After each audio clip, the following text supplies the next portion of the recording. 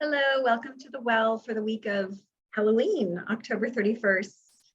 So let's take a moment to pause and just feel into a word to capture the essence of where you are right now. Just anchor that for yourself. And then we'll go into the soul guidance reading for this week by Angela Marie of Grounded Dreamers. Okay. So this week we're going to look at our relationships and where there may be adversity, friction, resistance. I pulled adversity and relationships together. I accept that challenges are the best way to grow, the best way to learn. Sorry. And then the relationships card is I am attracted to those people who serve my higher good. So that's a good mantra just to even start with. But where we find friction, where we come upon resistance or differences with others, we usually have a couple of several different responses, but here are a couple of examples. I got run with wolves, which is sort of talking about how, like in a wolf pack, it's similar to a family. Everybody's loyal, they move together, they support one another. And every now and then a wolf will break free, maybe get aggressive and turn on the group, break free and find another pack. That's a choice, right? I got breaking free along with that. So that's a choice. Another way to see that is to just sort of identify and sit with where this friction is, and then just sit with it and find a way to create a boundary for yourself, which may be the better choice than to just go running for the hills, right? And then another, an extension of that, I pulled ivy, which is, we talk about how ivy, it grows, it's adaptive, it'll grow, into, maybe around a pole or on another bush, reach out and connect with something new, which, could be another bush or another pole that's different than the one it's entwined with.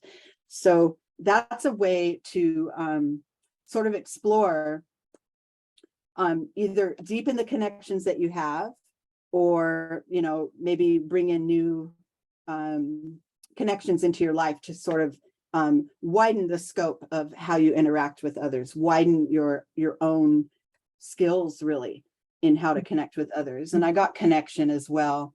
When I pulled this, I thought of reconnecting with self. It also is about connecting with others, but also reconnecting with self to identify and assess the relationship that has friction, right? And then of course the goal is to, find contentment, either in the situation we're in or through creating the boundaries that could result in contentment. And then the overall message there is trust. And this is really just trust what the universe is bringing to you. Trust life. If it feels like something uncomfortable is coming into your experience, trust that, so that maybe you're learning new ways to interact and new ways to smooth things over and find peace again. Resolve the friction. On that card, the contentment card, can you just hold that card up again? Because I just noticed that it had a beacon, I think, of light in the background. Yeah, it's actually like a net of lights. Oh, wait, not that one. The one that's beautiful though. The one that the mermaid one with which was it? Trust? Oh, the contentment, the lighthouse? Yeah, the contentment. Yeah, that one has that beacon of a lighthouse off in the horizon. So there's that light in both of those cards then. Yeah, actually there is. Isn't that so cool? Yeah, maybe returning to the light. Returning to the light, and maybe allowing the light to be what we orient towards in these times of uncertainty or friction. Offering light to shadow. I love that.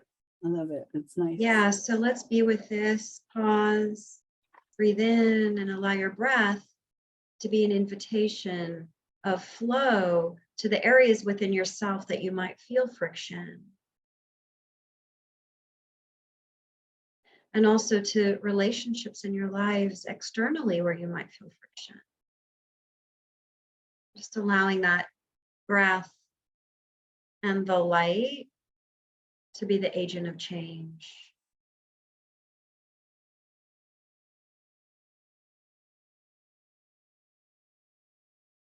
Yeah, just being with that as you begin to invite your intention for the week to emerge. And we'll go into the second half.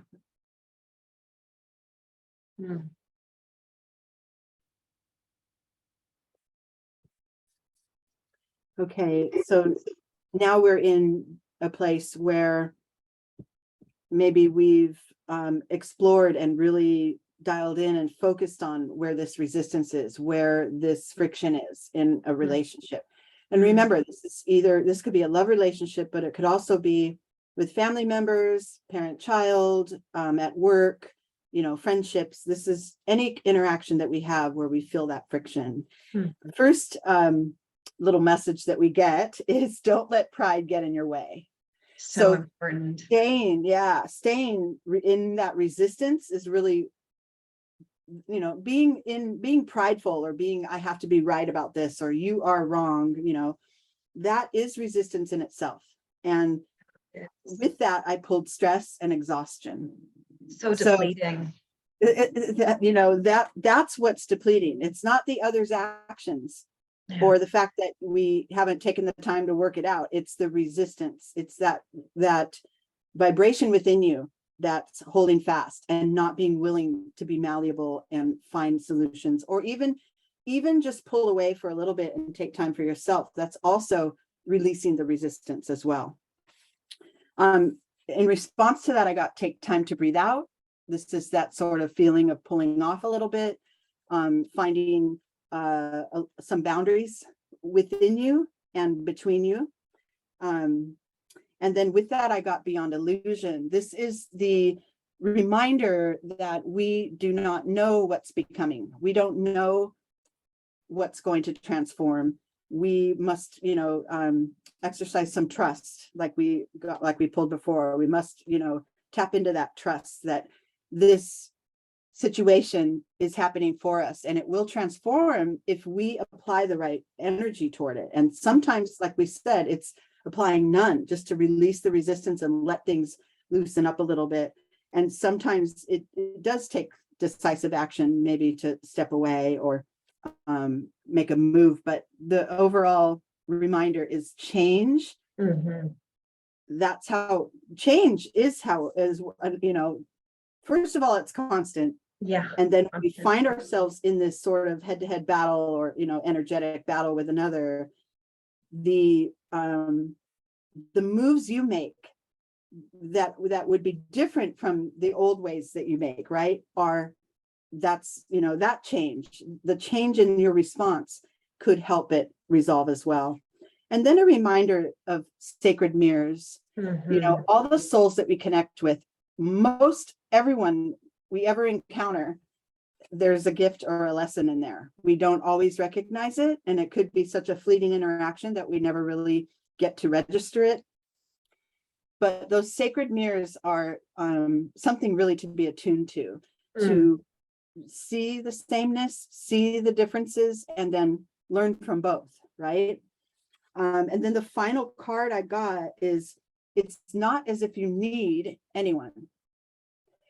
And this doesn't mean, push everybody away and be alone, but what it's saying is, for as long as you wish to keep them in your life, whoever they may be, understanding them as opposed to changing them will wildly improve the chances that they'll wish to keep you in their life, right? So this is